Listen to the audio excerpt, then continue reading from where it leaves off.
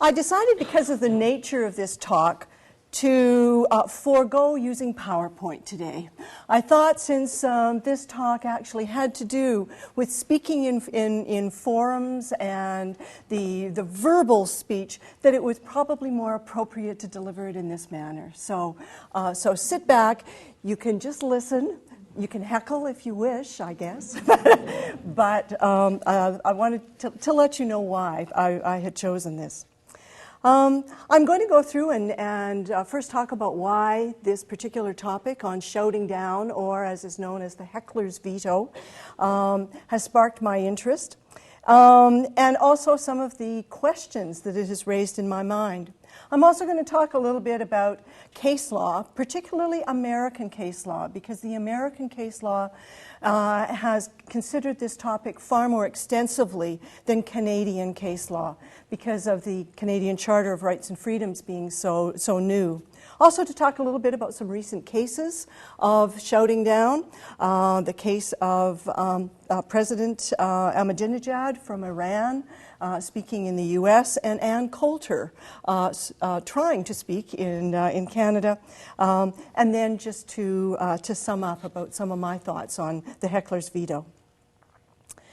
I'll start with a quote from George Orwell, who in his preface to Animal Farm said, "If liberty means anything at all, it means the right to tell people what they do not want to hear."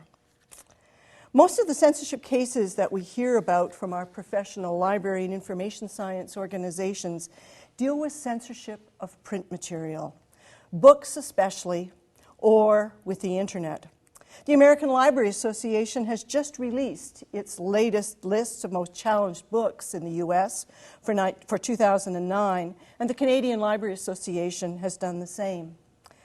But I feel that we, as information specialists, should also be aware of the issues pertaining to verbal information dissemination, the transfer of facts and opinions from a speaker in a public forum, and the knowledge we can gain in a public debate.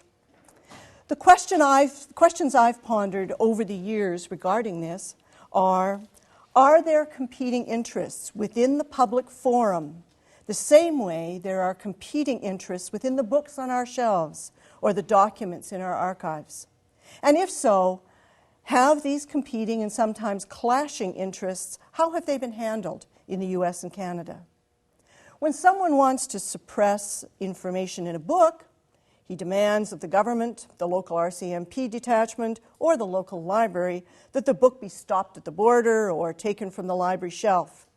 And we have extensive legislation, case law, and library policies that govern this. But what if someone wants to silence the speaker in a meeting room with some form of heckling? What laws and policies regarding free speech and censorship are in place?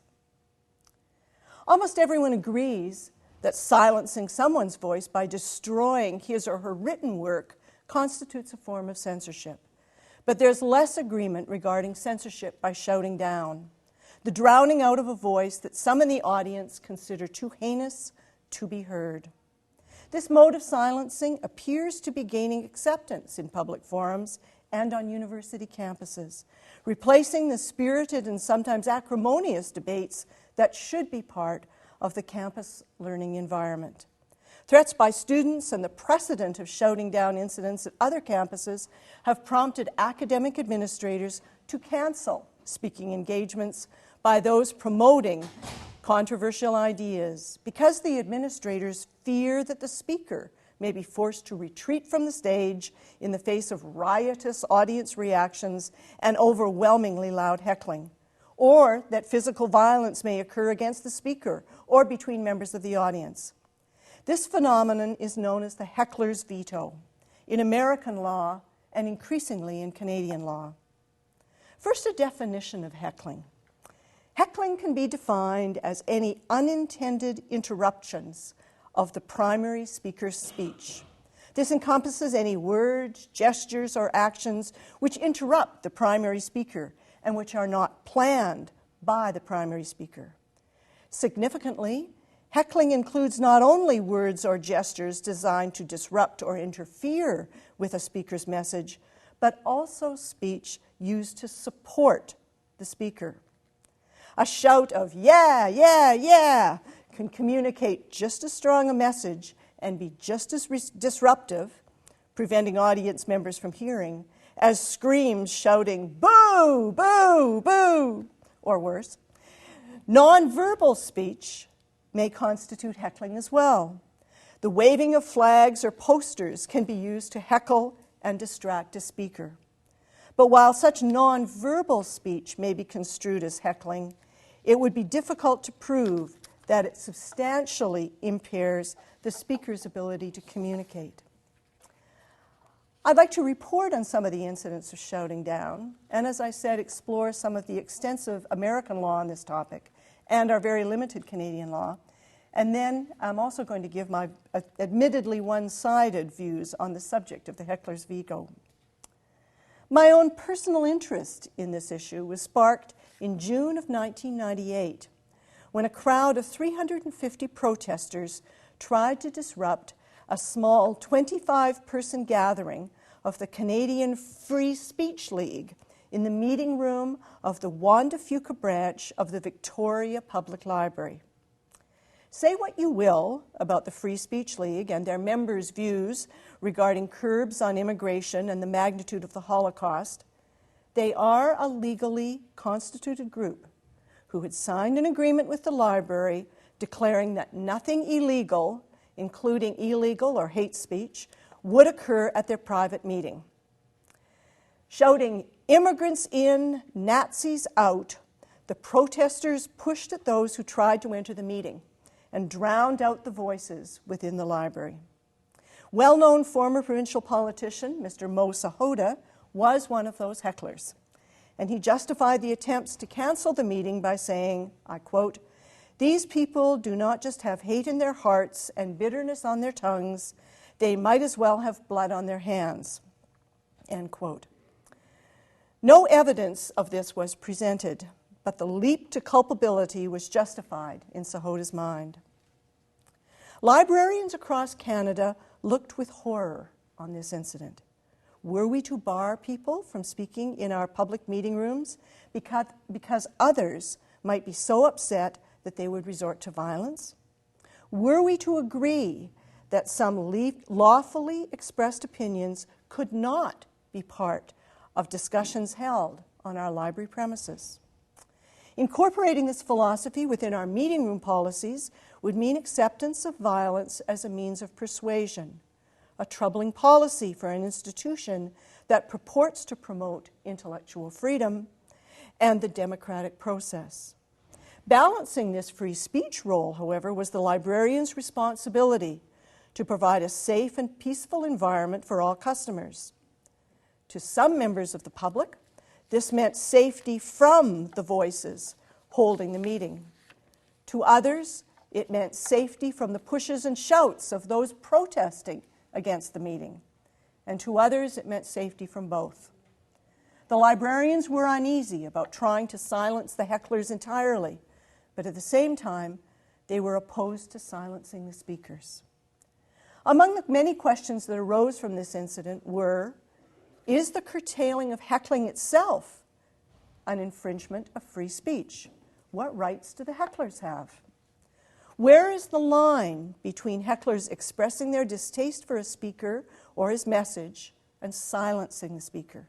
When, if ever, is one justified in shutting down speech? Is the threat of violence by protesters sufficient reason to cancel the speech before it is held? And are there different types of forums, ones in which shouting down is acceptable and ones in which it is not? My interest in this phenomenon of the heckler's veto, both in law and in practice, continued to percolate over the decade as various incidents occurred.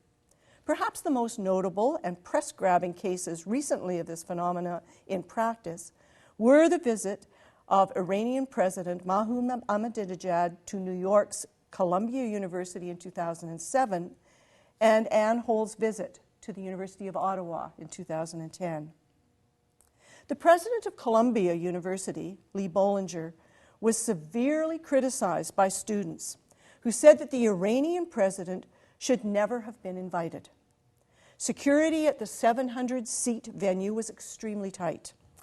And Bollinger introduced Ahmadinejad by saying he was, I quote, a petty and cruel dictator, and then invited him to address such issues as Ahmadinejad's statements maintaining that evidence about the Holocaust was faulty.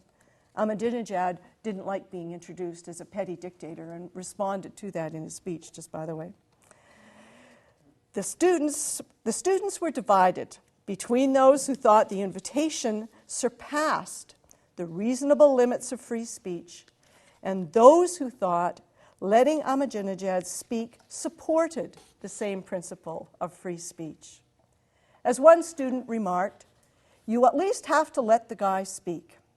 Why should just one world leader be denied that chance? There will be questions about students being given just one side of the story if we can't hear him. If I had been alive in the 1930s, I would have wanted to hear what Hitler was saying. There's no point in just covering your ears." End quote. Thousands of students protested outside the auditorium, and dozens inside wore T-shirts that read, "Stop Ahmadinejad's evil." But unlike the Coulter case 3 years later, the hecklers' veto was not successful, and Ahmadinejad was allowed to speak. The phenomenon of the heckler's veto gained much attention in Canada in March, when François Houle, provost of the University of Ottawa, wrote to invited speaker Anne Coulter, asking her, I quote from his letter, "While you are a guest on our campus, you must weigh your words with respect and civility in mind." She did not respond well to that. Anne Coulter is an American lawyer. She's a conservative social and political commentary, just in case you're unaware of who she is. She's an author, syndicated columnist. She frequently appears on television, radio, and a speaker at public events. She is well known for her right-wing political opinions and the controversial ways in which she defends them. She herself describes herself as a polemicist who likes to stir up the pot, and unlike broadcasters, she boasts about not pretending to be impartial or balanced. With all the publicity given Ms. Coulter, around 1,000 people, including several hundred protesters and noisy hecklers, turned out to hear her. Far too many for the venue. People became jammed against the doors. Someone set off the fire alarm, and the police advised the organizers to cancel the event. And as a consequence, the hecklers achieved their veto. According to those angered that the event was canceled, it appeared that the goal of the administration and the protesters was a safe campus. But safe meant being safe from being offended, not physical security. Those who protested that the event had been canceled maintained that insufficient planning had been done for Coulter's visit, and that this insufficient planning had been planned, that the campus security personnel was ill-prepared.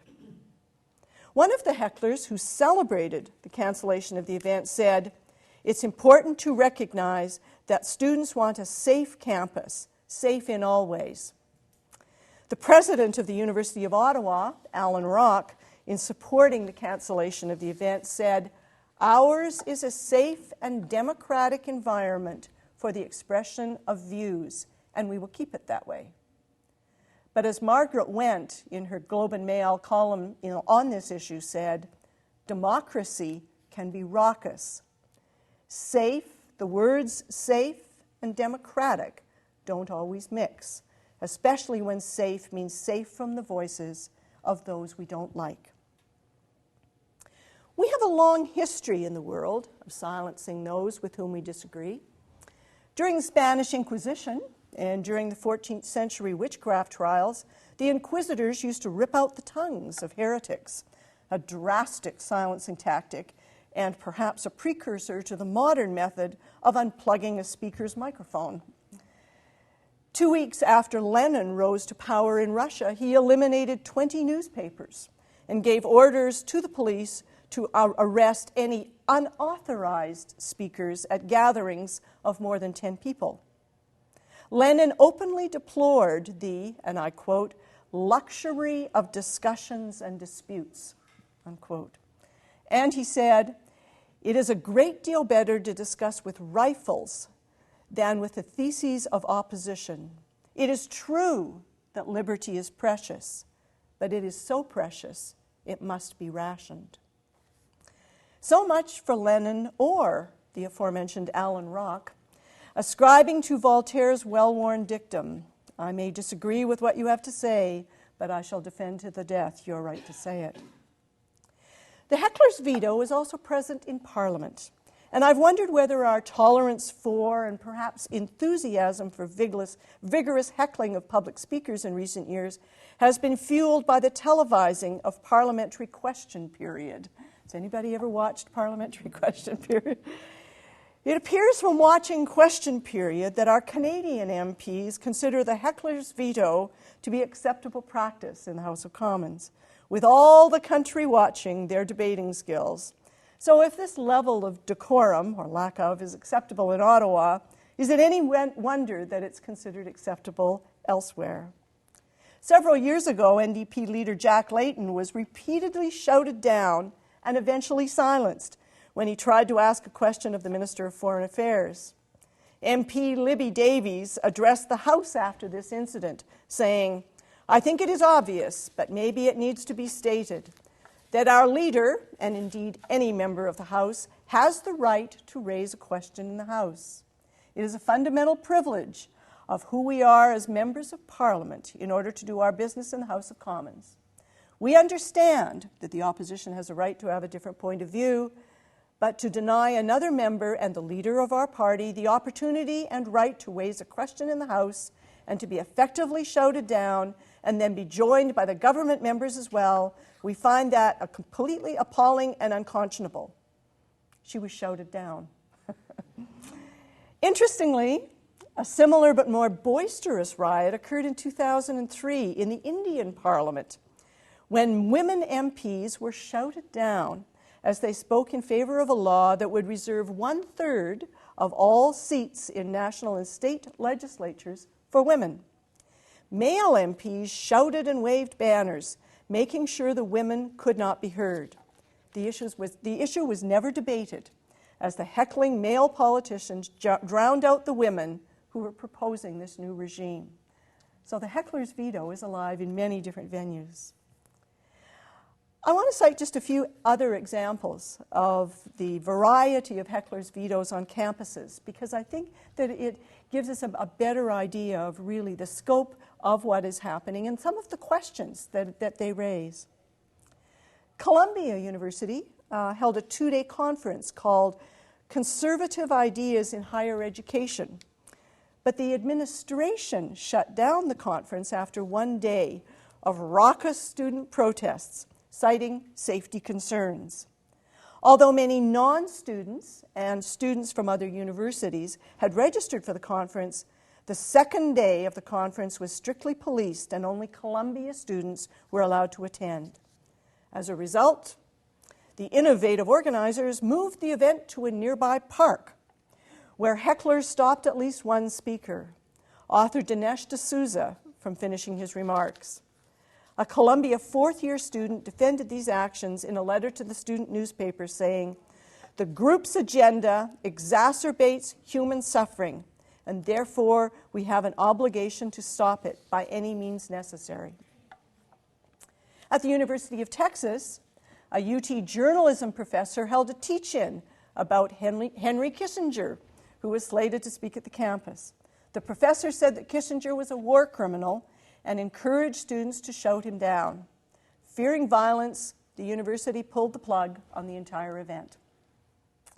A speech by former Israeli Prime Minister Benjamin Netanyahu at Berkeley, was canceled at the last minute.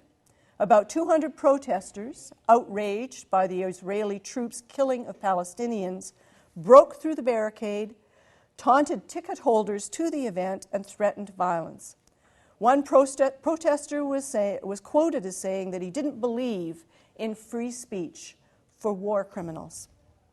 In 2002, a window-smashing protest by anti-Israeli activists forced the cancellation of another speech by Netanyahu at Concordia University in Montreal. This incident was enough to make the university cancel a second event 2 years later, where former Israeli Prime Minister Ehud Barak was to speak. New York Times reporter Chris Hedges' commencement speech at Rockford College in Illinois came to an abrupt end when his microphone was tampered with. Hedges is a war correspondent who sharply criticized the war in Iraq and the presence of American troops in that country. He had to cut his speech short after he was repeatedly interrupted by boos, and his microphone cord was eventually just cut. In November of 2004, at the University of Quebec in Montreal, a speech was canceled by American Ambassador Paul Cellucci for security reasons. The administration refused to elaborate, but it was clear that protests from students and their threats to disrupt Cellucci's speech were important factors. We experienced a similar incident here at UBC 35 years ago. In October 1976, UBC students and faculty members, including law librarian Alan Soroka, were involved in a turbulent demonstration against South African MP Harry Schwartz, who was invited to speak on campus. Schwartz was considered a very liberal politician who was opposed to apartheid, but he was a white politician during the time of apartheid. On 2 occasions, Soroka played a major part in drowning out Schwartz's lecture, contending that fascists have no right to speak. Schwartz's shortened lecture limped to its end. Some reports said that it was actually shut down, but I would like to, if anyone, was anyone there? No? Okay.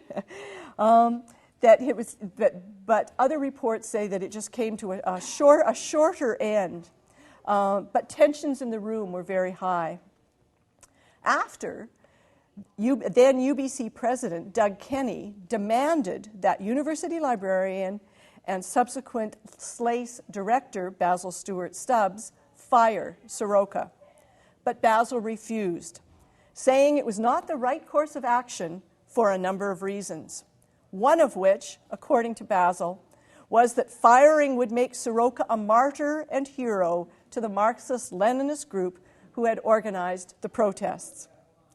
The UBC campus newspaper also took Soroka's side, saying that because Soroka's shouting down actions were prompted by his political beliefs, that he had a right to his actions. I quote from the UBC, "The issue is Soroka's right, and everyone's right, to act according to their political beliefs." International conferences have also become sites where a form of heckler's veto is exercised. The World Conference Against Racism, Racial Discrimination, Xenophobia, and Related Intolerance, long name for a conference, that was held in Durban, South Africa in the last decade is a distressing case. According to one NGO participant, this anti-racism conference became itself a scene of racism. And what was even more astonishing, shameful, and harmful for the anti-racism cause and for the victims of racism was that the majority of the organizers and participants let it happen, did nothing to stop it, and did not speak out during or after the conference about the hecklers who shut many of the events down. The Palestinian caucus and the Jewish delegates shrieked at each other inside and outside the venues.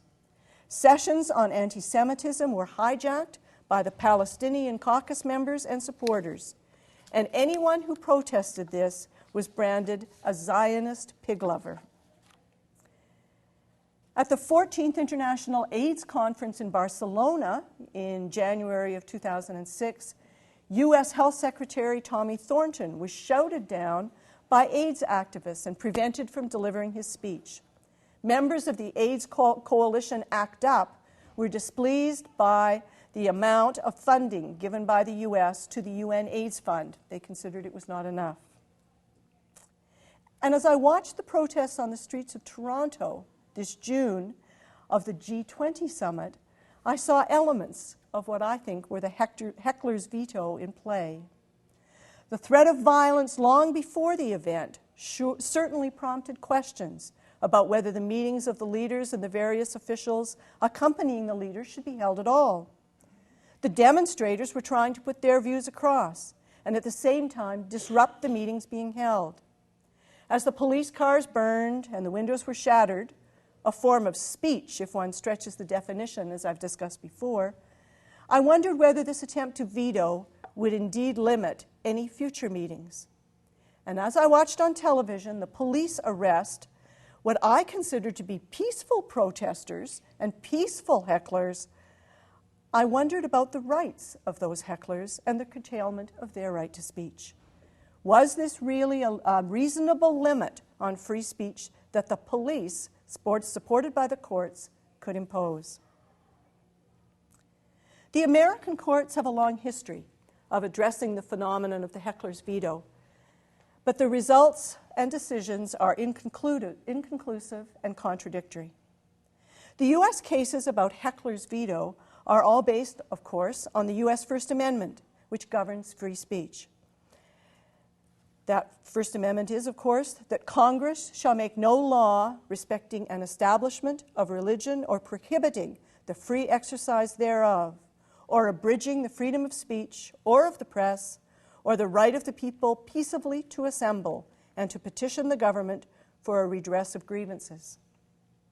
Most heckler's veto cases cite Judge Brandeis, one of the most important U.S. Supreme Court judges of the early 1900s. In the 1927 Whitney versus California case, Brandeis established the foundation for all subsequent free speech cases and most of the heckler's vetoes cases. In that, he said, "The freedom to think as you will and to speak as you think are means indispensable to the discovery and the spread of political truth.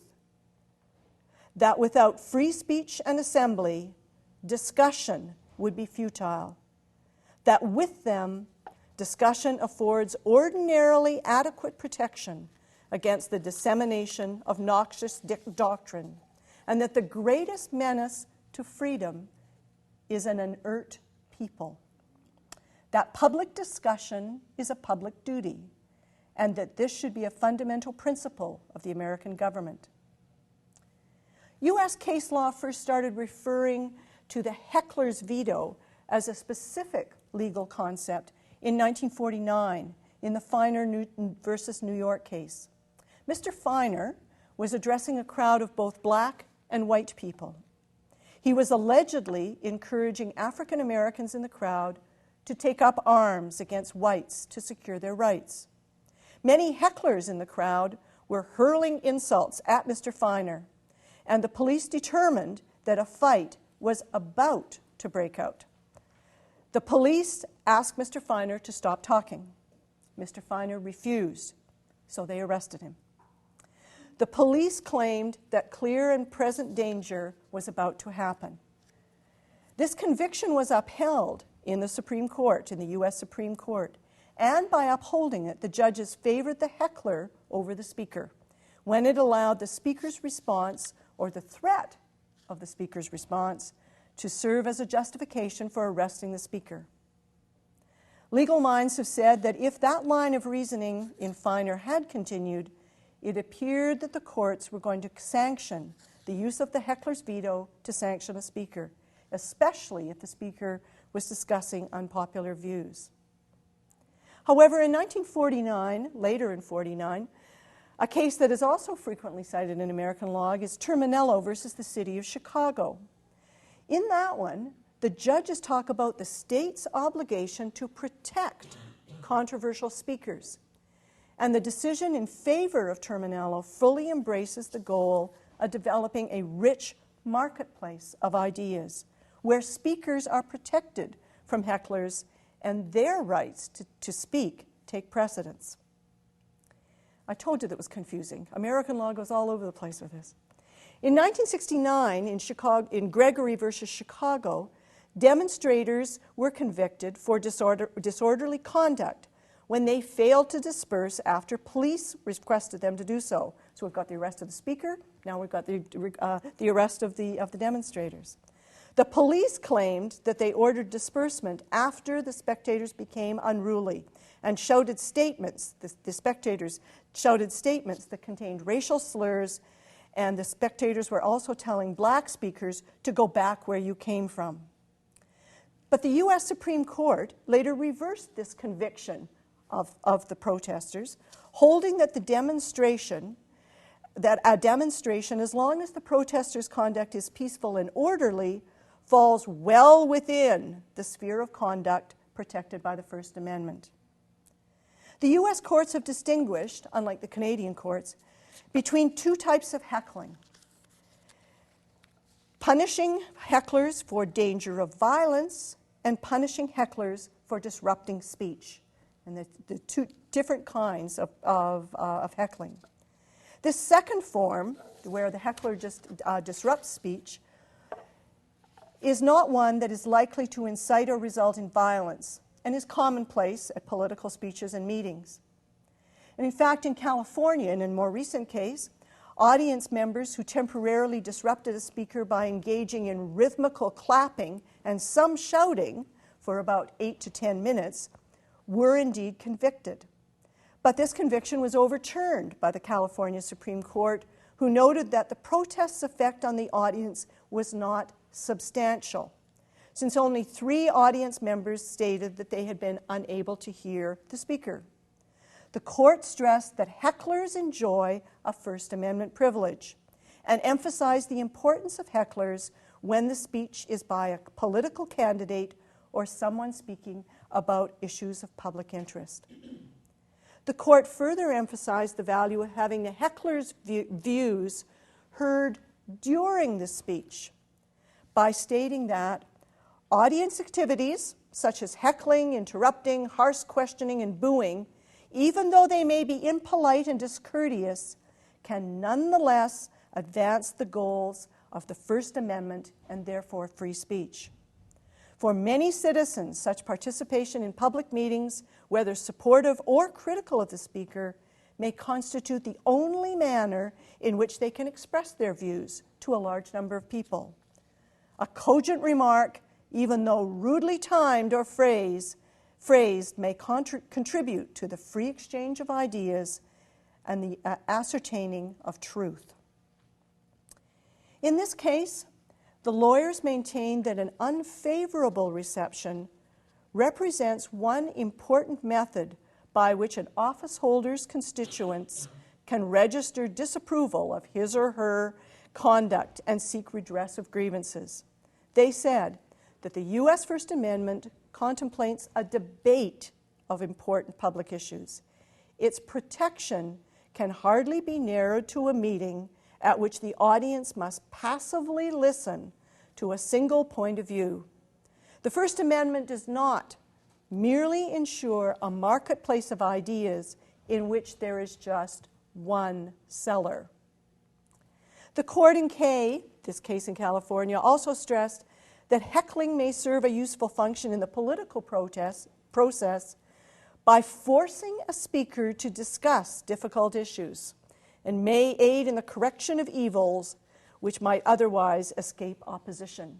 So support for the heckler. In considering cases where speeches have been disrupted, the U.S. courts have discussed the various degrees of impact that hecklers have made.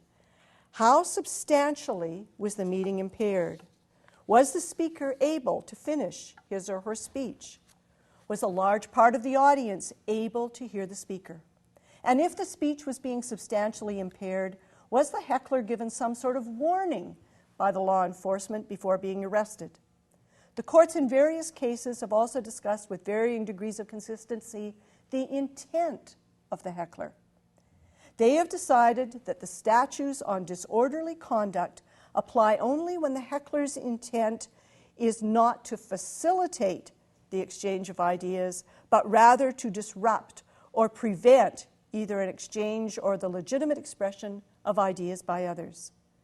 But the courts in the U.S. have had a great deal of difficulty deciding what the heckler's actual intent was. Overall, in U.S. case law that has examined the heckler's veto, the emphasis is on competing rights. Those of the speaker those of the audience, and those of the heckler. In state courts and the federal Supreme Court, judges have tried to balance the right of the audience, the listener, to receive information, primarily from the speaker, but also from the heckler. Some court decisions have said that heckling actually advances the goals of the U.S. Amendment, because the heckler may present ideas that would never be communicated if that heckling were prohibited. The U.S. court cases ponder whether the heckler has the First Amendment right to speak. They question whether the speaker's rights should be given precedence over the heckler's right to speak. And they wonder whether a speaker's perceived need for protection should trump free speech rights of everyone. I began by saying that the U.S. courts have focused on the three sets of rights and just have reiterated that. But in the decisions that have been made, I see that when they try to balance all three sets of rights, the rights to speak and to listen, someone's rights had to be interfered with. If the speaker's rights prevail, the heckler may be contained and the speaker's goal to complete the speech is accomplished. But if the heckler's rights prevail, the hecklers achieve the goal of silencing the speaker with whom they disagree. And in most of the cases that have happened recently, it is the rights of the audience that tip the scale away from the unfettered heckler's rights. The audience has come primarily to hear the speaker, and therefore the heckler's rights must be infringed. Recent decisions have urged officials to permit heckling up to the point where a reasonable person would conclude that the heckling substantially interferes with the speaker's ability to communicate and or the audience's ability to hear the speaker's message. In Canada, everything changed when the new Constitution came into effect in early 1982, and the Canadian Charter of Rights and Freedoms was born. Ever since, the Canadian courts have been trying to determine what the reasonable rights are to absolute free speech, and to apply those limits, especially when the laws regarding hate speech come into play. There is very, very little Canadian charter case law that pertains to speech rights within a forum, and none that addresses the heckler's veto directly. There is no case that absolutely specifies the heckler's veto.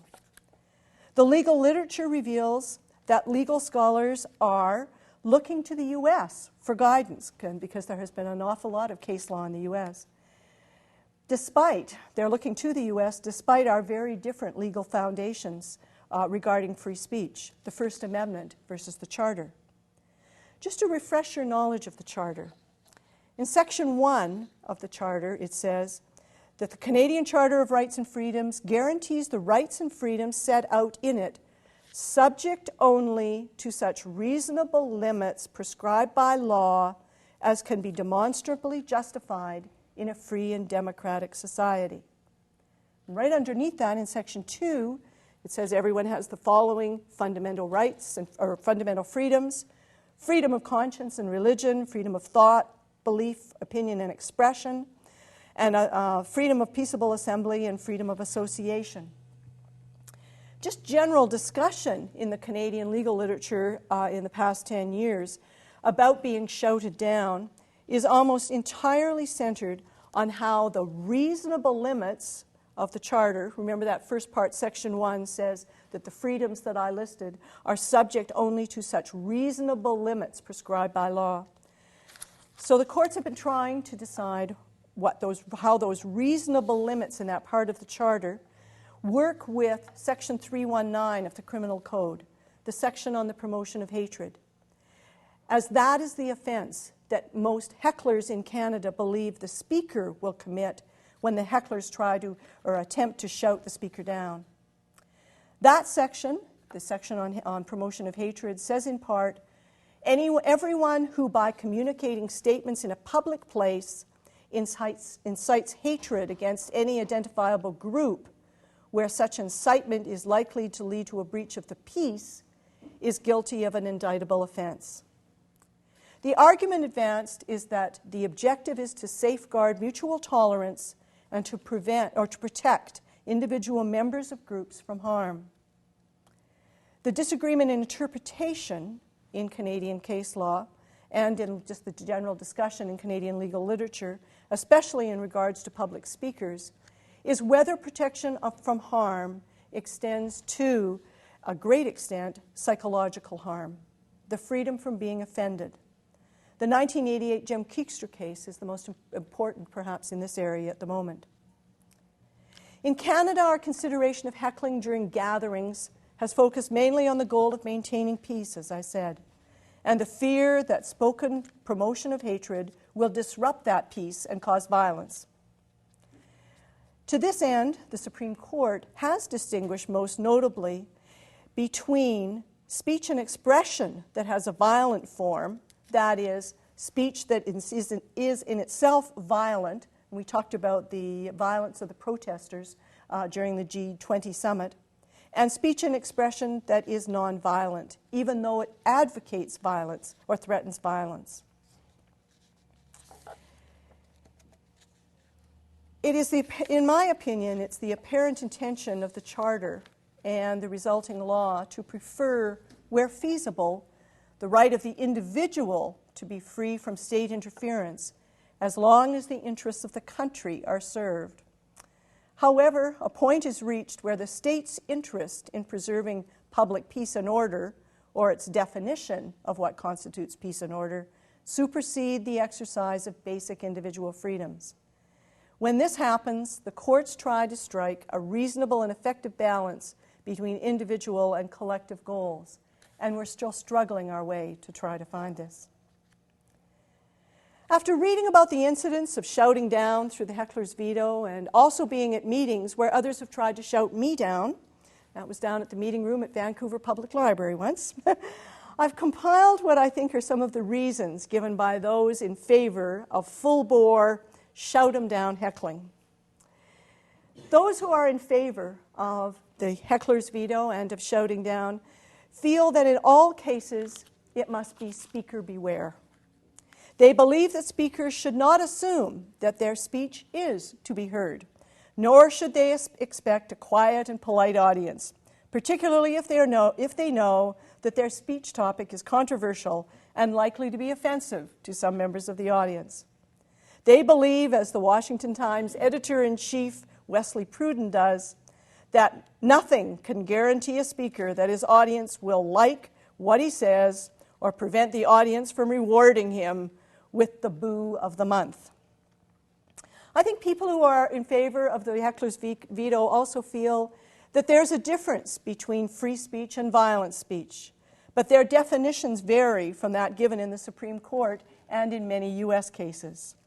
Berkeley students who participated in the near riot that shouted down conservative author David Howowitz certainly differentiated between what they considered to be the two kinds of speech. Violent speech is that associated in some way with injustice, not with action, but injustice, usually suffered by someone in a minority.